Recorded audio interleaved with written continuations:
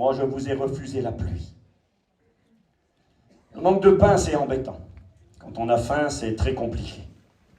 Mais la soif, c'est pire. On peut tenir quelques jours sans manger, au moins 40 jours minimum. Sans boire, 3 jours maximum. La soif est pire que la faim. Et là, Dieu dit, et moi, je vous ai refusé la pluie, lorsqu'il y avait encore 3 mois jusqu'à la moisson. C'est-à-dire pas d'eau avant la moisson, donc pas de moisson non plus. S'il n'y a pas d'eau, il n'y a rien à récolter.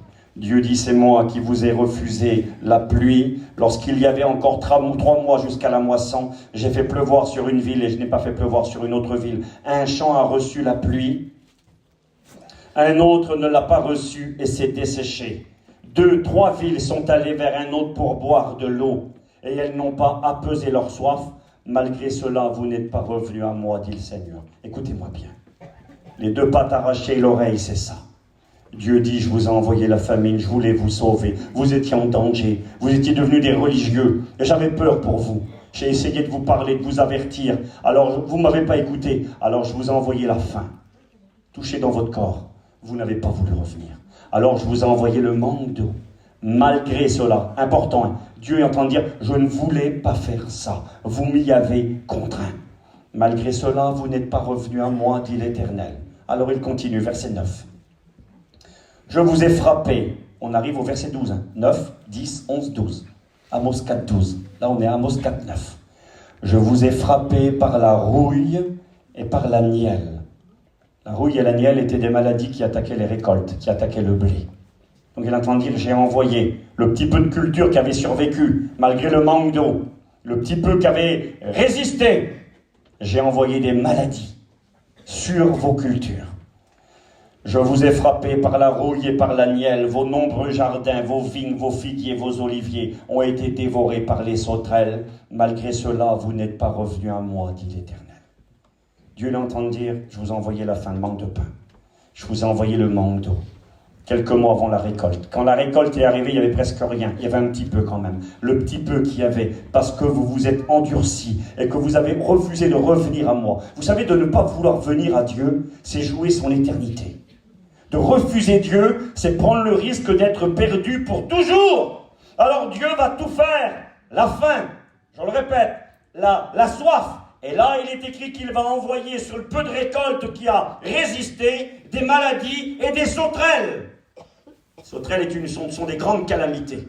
Je me souviens l'année dernière ou l'année avant, là-bas au nord de l'Afrique, à côté de l'Égypte, des vagues de sauterelles ont envahi les pays, ont mangé toutes les récoltes en un rien de temps. Dieu dit, je vous ai envoyé la rouille, la nielle et les sauterelles pour que vous reveniez à moi. Mais malgré cela, vous n'êtes pas revenus à moi, dit l'Éternel. Alors Dieu continue, verset 10. On va essayer de comprendre ensemble le sens de Amos 4, 12. C'est intéressant quand même, non? On lit la Bible, j'invente rien, oui, je lis et je commente. J'ai même pas un petit verset d'écrire. Je commente avec mon cœur et la parole de Dieu. Verset 10. On voit que Dieu continue. Dieu dit, mais vous m'obligez, je veux pas arracher une patte, moi. Je veux pas blesser ma brebis. Mais ma brebis m'y contraint. Ma brebis m'y oblige. Elle est dans la gueule du lion, elle va mourir. Je suis obligé d'intervenir. J'aimerais vous dire que Dieu ne change pas. Qu'il est le même hier, aujourd'hui, éternellement. Puis pour ceux qui pourraient se dire, oui mais Steve, t'es bien gentil, mais ce que tu nous expliques, c'est l'Ancien Testament, nous c'est la grâce, c'est le Nouveau Testament. Je vais vous montrer dans le Nouveau Testament dans 2 minutes. Vous verrez que Dieu est toujours le même. Verset 10, Dieu dira, après avoir envoyé la faim, manque de pain, la famine, le manque d'eau, les récoltes touchées, les sauterelles, Dieu dira, j'ai envoyé parmi vous la peste, comme en Égypte. Et la peste, c'est la maladie. Cette fois-ci, Dieu dit, c'est plus le manque de pain, c'est plus le manque d'eau, c'est plus les récoltes, c'est toi qui es touché dans ton corps, qui tombe malade. Dieu dit, je vous ai envoyé la peste. La peste était une maladie terrible. D'ailleurs, c'était tellement important, la peste, qu'on l'a appelée la mortalité, la mort. Dans l'Apocalypse, au chapitre 6, lorsqu'il est question du 4e cavalier qui vient pour ravager la terre, il est écrit que Jean va voir la mort monter sur un cheval vert. Et puis que c'est marqué, c'est Apocalypse 6, verset 7, au verset 8, juste après, il est écrit « Un quart de l'humanité va périr.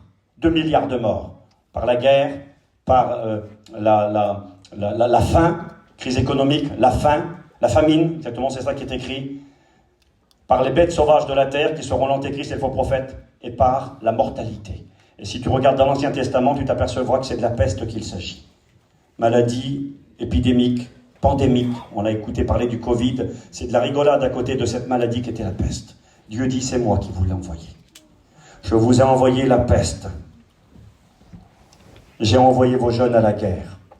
Le verset qui est écrit, certains le liront, vous le lirez chez vous, c'est un verset qui est dur à lire, je ne peux même pas le lire dans la réunion.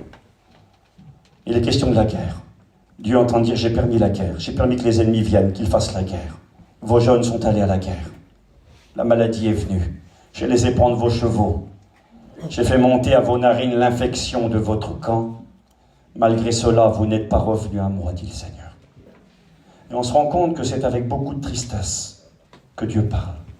Il ne le fait pas en rigolant, en ricanant, en se moquant, pas du tout, avec beaucoup de tristesse. Dieu attend de dire à son peuple, regardez à quoi vous m'avez contraint. Regardez à quoi vous m'avez obligé. Moi, je ne voulais pas qu'il en soit ainsi.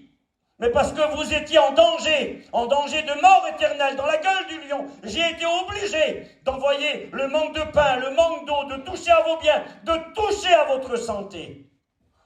La guerre est venue, l'ennemi a pris le dessus sur vous. Dieu va dire, c'est moi qui ai permis cela, pour que vous reveniez à moi. Malgré cela, vous n'avez pas voulu revenir. Verset 11, on est presque arrivé au 12, vous voyez, Amos 4, 12, là on est à Amos 4, 10. C'est le 4e châtiment de Dieu pour que le peuple revienne. C'est les pattes arrachées, c'est les oreilles arrachées, c'est le peuple de Dieu blessé, châtié par Dieu, pour qu'il revienne à son Dieu. Parce qu'il en va de son éternité, il en va de son salut. Alors le berger, avec ténacité et persévérance, continue à tirer sur sa brebis. Et là, c'est la 5e fois, la grâce de Dieu. Verset 11. Dieu dira, je vous ai bouleversé. Un bouleversement, c'est-à-dire ça n'a plus de sens. Tout est en sans dessus-dessous.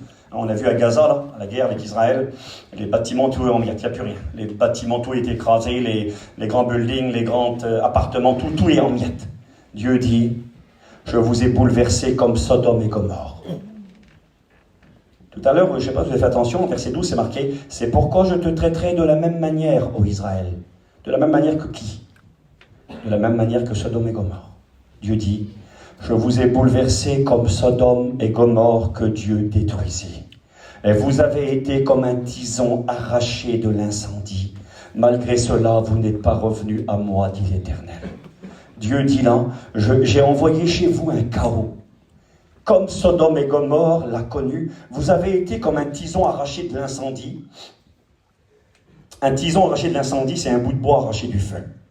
Tout a brûlé, tout est en miettes, il n'y a que du charbon, tout est noir, tout est brûlé. Et puis tu mets ta main dans le feu et tu tires, hein, et puis il y a un petit bout de bois qui a survécu, mais tout est brûlé autour. Tout est brûlé, tout est détruit.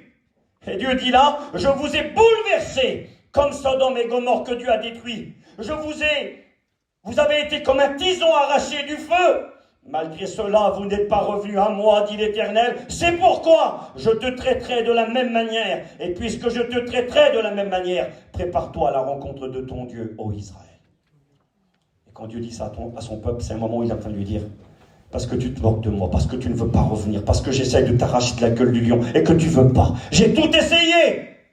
Le manque de pain, le manque d'eau, j'ai touché à ton matériel, j'ai touché à ta santé, je t'ai bouleversé comme Sodome et Gomorre. C'est moi qui ai fait ça pour que tu reviennes, mais tu ne veux pas revenir. Alors parce que tu ne veux pas revenir, eh bien tu vas me rencontrer. Mais tu ne vas pas me rencontrer comme un bien-aimé sauveur, tu vas me rencontrer comme un juge terrible. C'est de cela qu'il s'agit. C'est écrit juste après, j'invente rien. Amos 5 toujours, verset 19. Vous serez comme un homme qui fuit devant un lion et que rencontre un ours qui gagne sa demeure, met sa main sur la muraille et que mord un serpent. Voilà comment ils vont rencontrer le Seigneur. C'est marqué, hein?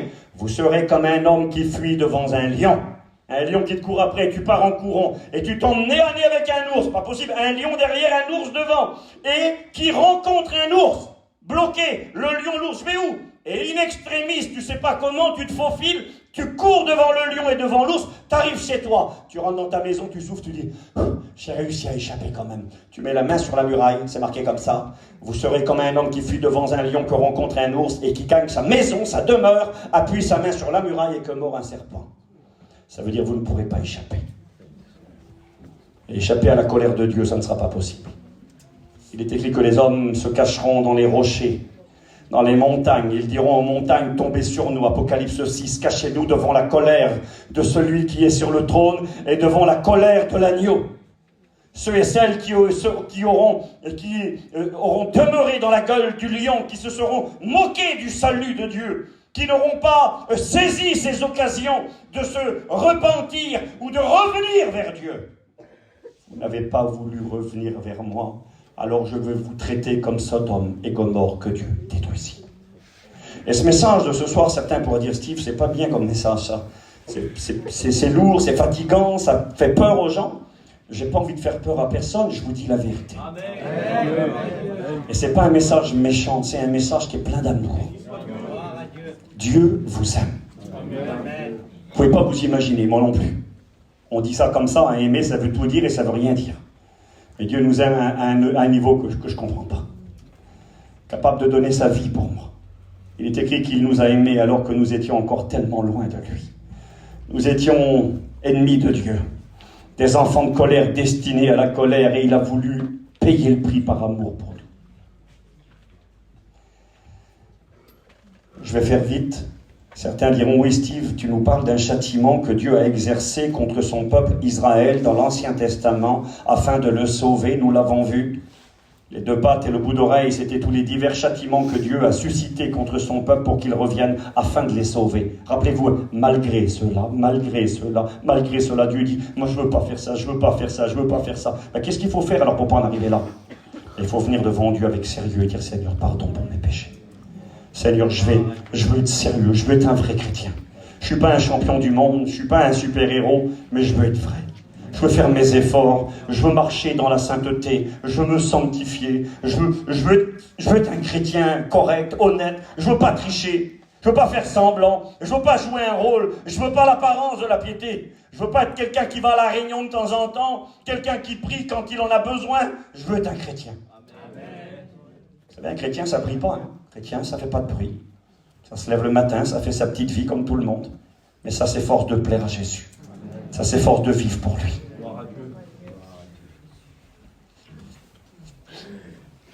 Dans le livre de l'Apocalypse, je vous lis 2-3 versets dans le Nouveau Testament. Dans le livre de l'Apocalypse, au chapitre 3, verset 19,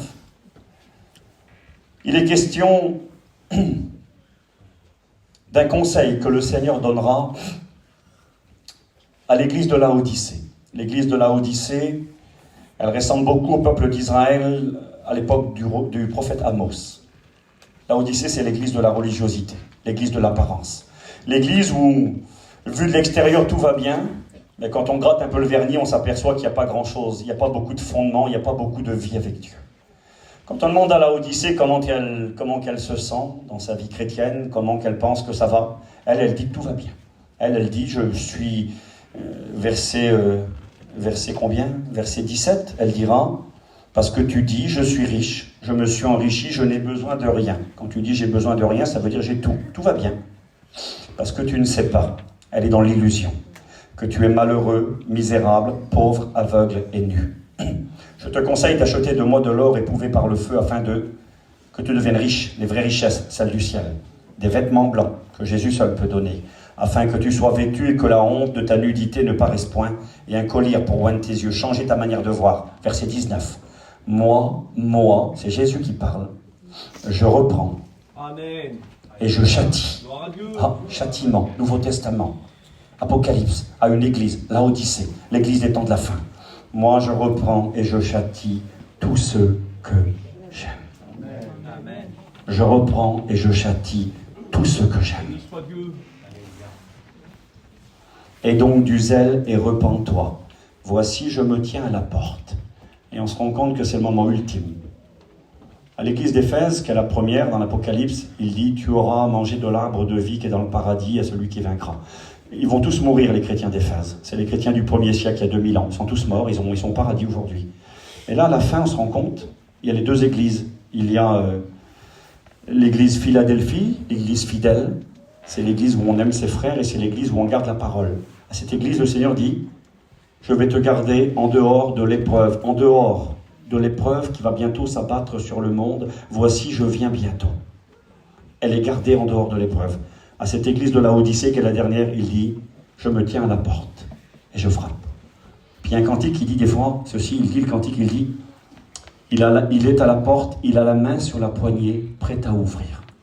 Quand tu as la main sur la poignée, c'est plus il vient, il arrive là, dans 5 minutes, dans 10 minutes, dans 1 heure. Non, il a la main sur la poignée, il est devant là, tac, il baisse la poignée, il rentre. Jésus là, il est devant la porte, il est prêt à ouvrir. Voici, je me tiens à la porte et je frappe. Si quelqu'un entend ma voix et ouvre la porte, j'entrerai chez lui et je souperai avec lui et lui avec moi. Et je crois que s'il est question de communion, de relation qu'on peut vivre déjà ici-bas, je crois qu'il est aussi question de ce qui va se passer à l'enlèvement de l'Église.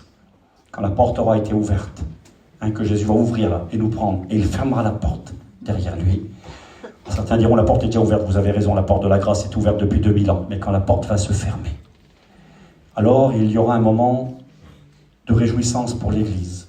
Les grandes retrouvailles familiales, la grande rencontre avec Jésus-Christ. La porte sera ouverte. Et là, dans le ciel, avec le Christ, après que la porte aura été fermée, on sera à l'intérieur. Il est écrit ceci, quand la porte de la maison aura été fermée, Luc chapitre 13, et que vous serez jetés dehors, il y en aura plusieurs qui seront assis à table avec Abraham, Isaac et Jacob dans le royaume de Dieu. Moi, j'en ferai partie. Mais avant cela, le Seigneur, il dit, moi, je reprends et je châtie tout ce que j'aime. Nouveau Testament toujours, Hébreux chapitre 12, verset 4. Vous n'avez pas encore résisté jusqu'au sang, en luttant contre le péché. Il faut lutter, frères et sœurs, il faut combattre contre le péché. Et vous avez oublié l'exhortation qui vous est adressée comme à des fils. Mon fils. Écoutez, c'est Dieu qui te parle ce soir. Il me parle à moi. Mon fils, ne méprise pas le châtiment du Seigneur. Ne perds pas courage lorsqu'il te reprend, car le Seigneur châtie celui qu'il aime. Et il frappe de la verge tous ceux qu'il reconnaît pour ses fils. Supportez le châtiment. C'est comme des fils que Dieu vous traite. Puis là, il parlera de nos parents dans la chair. Il dira, car quel est le fils qu'un père ne châtie pas? Mais si vous êtes exempt du châtiment auquel tous ont part, vous êtes donc des enfants illégitimes et non des fils. D'ailleurs, puisque nos parents, selon la chair, nous ont châtiés et que nous les avons respectés, nous devons aussi, à plus forte raison, nous soumettre au Père des esprits pour avoir la vie. Nos pères nous châtiaient pour peu de jours, comme ils le trouvaient bon. Mais Dieu nous châtie pour notre bien, afin que nous participions à sa sainteté. Il est vrai que tout châtiment semble d'abord un sujet de tristesse et non de joie, mais il produit plus tard, pour ceux qui ont été ainsi exercés, un fruit paisible de justice. Dans l'Épître aux Hébreux, cet écrivain sacré nous rappelle que Dieu nous châtie parce qu'il nous aime. Soyez avec moi, j'ai presque fini. Dans Apocalypse 3, verset 19, nous l'avons lu. Pour les chrétiens qui sont là, chaque dimanche, semaine après semaine, nous participons au Saint Repas, à la Sainte Seine. Et nous écoutons ces versets, parfois on n'y porte plus vraiment attention, tellement qu'on est accoutumé à les écouter. Les prédicateurs les lisent tellement souvent que parfois on les lit comme ça très très vite. Écoutez ce qu'on écoute chaque dimanche. Car toutes les fois que vous mangez ce pain et que vous buvez cette coupe, 1 Corinthiens 11, verset 26, vous annoncez la mort du Seigneur jusqu'à ce qu'il vienne, retour de Jésus-Christ. C'est pourquoi celui qui mangera le pain ou boira la coupe du Seigneur indignement sera coupable envers le corps et le sang du Seigneur. Écoutez bien, que chacun donc s'éprouve soi-même. J'ai prêché là-dessus dimanche matin. S'éprouver soi-même, s'examiner soi-même, un bilan de sa vie. Que chacun donc s'éprouve soi-même et que ainsi il mange du pain et boive de la coupe. Car celui qui mange et boit sans discerner le corps du Seigneur mange et boit un jugement contre lui-même. Écoutez bien le verset, verset 30. Et là, je m'appuie sur notre professeur Baralo, notre enseignant. C'est une question qui valait 10 points aux écoles bibliques. Je ne sais pas si les professeurs maintenant posent toujours cette question-là. Baralo, dans le cours qu'il faisait sur le corps, l'âme et l'esprit, il y avait une question sur le verset de 1 Corinthiens 11, verset 30, concernant la Sainte Seine. La question était celle-ci. Lorsque Paul dira dans 1 Corinthiens 11, 30, parlant de la Sainte Seine, « C'est pour cela qu'il y a parmi vous beaucoup d'infirmes et de malades, et qu'un grand nombre sont morts. » La question était, est-ce que c'est spirituel ou est-ce que c'est physique? Est-ce que c'est des vraies maladies? Est-ce que c'est des vrais infirmes? Est-ce que c'est des vrais morts? Ou est-ce que c'est spirituel? Est-ce qu'il y a des frères qui ont eu cette question aux études là? Est-ce qu'il y a des garçons qui l'ont eu, non? Tu l'as eu, Rudy, toi? Tu ne te rappelles pas, Pico, non? Tu l'as pas eu? Tu l'as eu, Rudy? Et c'était quoi la réponse? Non. C'était corporel, physique, exactement. Pas spirituel. Physique. La réponse était physique, hein? Ah tiens, elle est là, regarde. Moi aussi, je m'en souviens très bien. Vous savez pourquoi? Parce que ça serait un non-sens si c'était spirituel. Ça voudrait dire que Dieu te fait mourir spirituellement. Si tu es déjà mort spirituel, il n'a pas besoin de te faire mourir. C'est pas possible. C'est pas Dieu qui va nous faire mourir spirituellement. Écoutez pourquoi je vous dis ça. Certains vont dire, il ne faut pas dire ça, il faut dire ça. Alors attention, il ne faut pas tout mélanger. C'est pas parce que je suis mort à 30, je sais pas, j'ai 48 ans. Parce que je meurs à 48 ans que forcément j'ai été châtié par Dieu. Il ne faut pas tout mélanger, bien sûr. Je le sais bien. On ne peut pas dire n'importe quoi. C'est pas parce que je suis malade que c'est Dieu qui me châtie automatiquement. Vous avez raison. L'apôtre Paul avait un problème. Son copain va être malade et puis il va devoir laisser son petit copain malade, Trophime, et puis il n'est pas dit que c'est un châtiment divin. Il ne faut pas tout mélanger. Je suis d'accord avec vous. Mais l'option, elle existe. Il y a des maladies. Il y a des infirmités. Et il y a des gens qui meurent avant leur temps sur la terre, qui auraient pu vivre plus longtemps. C'est écrit? Oui, c'est écrit. Ecclésiaste nous le dira. Ne sois pas juste à l'excès. Pourquoi mourrais-tu avant ton temps? On peut mourir avant son temps. Et quand on meurt avant son temps et que c'est Dieu qui le permet parce qu'il nous a châtiés pour nous sauver, c'est une grâce. Dieu peut réduire le temps qu'on aurait dû vivre ici-bas sur la terre parce que de vivre 20 ans de plus, ça aurait été l'enfer éternel. C'est encore un cadeau de Dieu. De mourir à 50 ans, à 40 ans, à 30 ans, à 20 ans. Et de mourir pour l'éternité au ciel avec Dieu, c'est préférable que de mourir à 120 ans et de passer l'éternité en enfer. Mais, écoutez-moi bien, mais Dieu ne veut pas ça. C'est ça qu'il faut retenir, c'est écrit, c'est pour cela qu'il y a parmi vous beaucoup d'infirmes, de malades, et qu'un grand nombre sont morts. Si nous nous jugions nous-mêmes, nous ne serions pas jugés. Mais quand nous sommes jugés, écoutez bien, nous sommes châtiés par le Seigneur, afin que nous ne soyons pas condamnés avec le monde. C'est encore un acte d'amour, ça. Quand Dieu permet, et certains pourraient peut-être témoigner ici ce soir, j'en ai écouté de tels témoignages. Des gens qui ont dit, j'étais baptisé depuis tout jeune, j'ai grandi dans les missions, mon cousin c'était un tel, mon oncle c'était un tel, mon père c'était un tel. J'étais baptisé, je suivais le train de tout le monde, mais je n'étais pas converti, je n'étais pas un chrétien, et je suis tombé malade. Je me suis retrouvé dans les hôpitaux. J'ai écouté un jour, je peux le citer, c'est un témoignage à la gloire de Dieu, j'ai écouté le Jean d'Atarzan rendre témoignage, à la convention.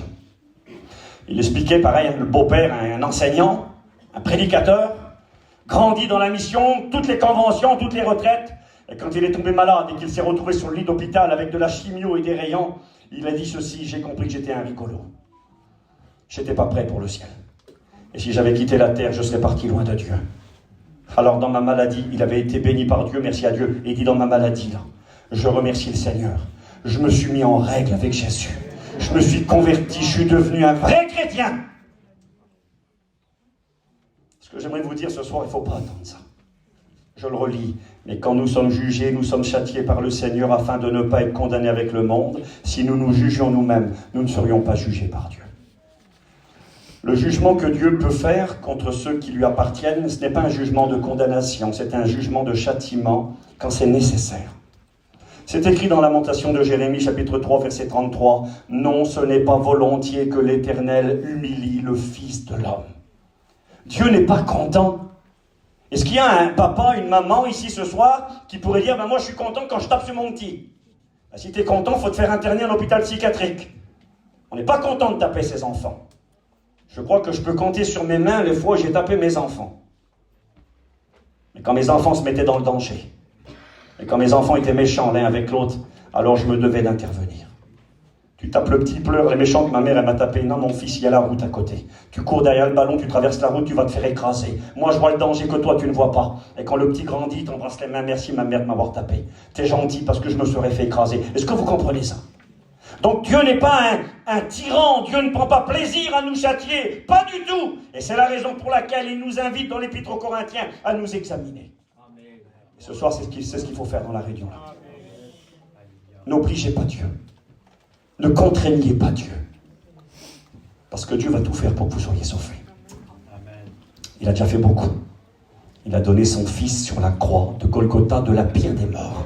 Jésus s'est livré au lion. Mais bien qu'il se soit livré au lion, parfois on joue encore avec le lion, nous. Et si on joue avec le lion, on est en danger. Et si le lion nous attrape dans sa gueule et qu'il veut nous amener en enfer avec lui pour l'éternité, Jésus va venir nous chercher. Et quand il va venir nous chercher, il va tirer sur une patte, il va tirer sur une oreille, et parfois ça fera très mal. Et j'aimerais vous dire que ce soir, Dieu ne veut pas cela. Est-ce que vous comprenez ce que je suis en train de vous dire? Dieu ne veut pas cela. Je vais devoir arrêter. Certains vont dire, Steve, c'est dangereux comme message. Parce que les gens, ils vont croire après qu'ils sont malades et s'il y a un problème, que c'est Dieu. Pas forcément, je vous l'ai dit. Il ne faudrait pas une réunion de 3 quarts d'heure pour tout expliquer, vous l'avez compris. Le sujet de la maladie, c'est un vaste sujet. Il y a des maladies qui sont pour la gloire de Dieu. Rappelez-vous Jean chapitre 9, l'aveugle de naissance. Jésus a posé la question exprès aux disciples. Il parle avec eux. Dites-moi, qui est-ce qui a péché? Ce n'est même pas Jésus qui pose la question, c'est les disciples qui posent la question à Jésus. Ils vont dire, Maître, qui a péché pour que cet homme soit né ainsi? Lui ou ses parents? Donc c'est qu'il aurait péché, il est né aveugle. Il aurait péché quand? C'est un problème ça. Eh bien en réalité c'est vrai, des fois on a ce raisonnement. Pour nous c'est synonyme de péché. Puis Jésus va dire non, il n'a pas péché. Ni lui, ni ses parents. Cette maladie, elle est pour la gloire de Dieu. Et il y a des maladies pour la gloire de Dieu. On se souvient de Lazare qui va mourir. Lazare n'a pas été châtié par Dieu. Pareil, Jésus va dire, je me réjouis de ce que je n'étais pas là. Parce que notre ami Lazare, il est mort et je vais le ressusciter. Et je vais montrer ma gloire. Alors moi, je crois qu'il y a des maladies qui sont pour la gloire de Dieu. Je crois qu'on vit dans un monde pollué. On respire de l'air qui n'est pas bon. L'eau, elle n'est pas bonne. Le manger n'est pas bon. On peut tomber malade. C'est vrai. Ça n'a rien à voir avec le châtiment de Dieu. Mais parfois, ça peut être un châtiment divin. D'ailleurs, quand on fait l'onction d'huile, je ne mélange pas tout. Jacques chapitre 5. Il est écrit, si quelqu'un parmi vous est malade, qu'il appelle les anciens de l'Église. Les anciens le oindront d'huile au nom du Seigneur. Et puis c'est écrit, ils prieront pour lui, la prière de la foi guérira le malade. Et il est écrit, et s'il a péché, ses péchés seront pardonnés. Comment ça? Avec l'huile que je vais mettre sur la tête, il va être pardonné, mais pas du tout. Non, justement, quand je vais faire l'onction d'huile à un chrétien, normalement, je vais avoir un dialogue avec lui, je ferai une cure d'âme avec les copains pasteurs, et puis on discutera. Et puis si ce chrétien, parce que ça peut être le cas, vit dans un péché pratiqué, eh bien il devra confesser son péché, et ce n'est pas l'huile qui le pardonnera, c'est le sang de Jésus qui purifie de tout péché. Alors ce frère ou cette sœur confessera son péché à Jésus, et quand elle confessera son péché, Jésus la pardonnera. Et puis il est écrit qu'elle recevra la guérison. Parce que parfois, il y a des maladies où on pourra prier pendant 250 ans. Il n'y aura jamais de guérison. On pourra mettre 500 000 litres d'huile. On pourra appeler les plus grands pasteurs que vous voulez. Parce que parfois, pas toujours, mais parfois, il y a un problème de péché à régler. Et quand le problème de péché est réglé, on fait l'onction d'huile, on prie, la guérison prend place.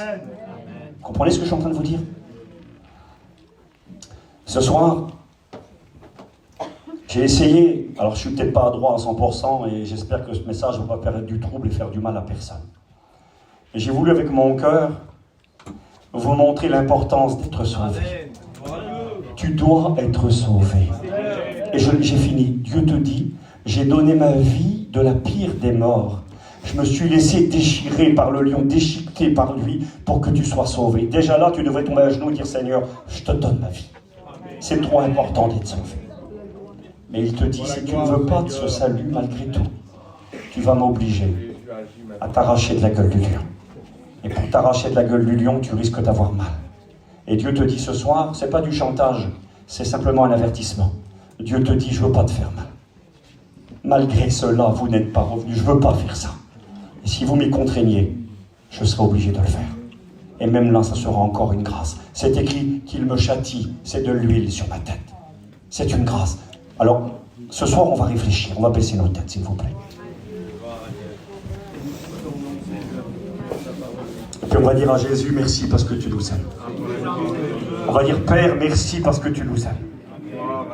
On va dire, Seigneur, merci, j'ai compris que tu n'as pas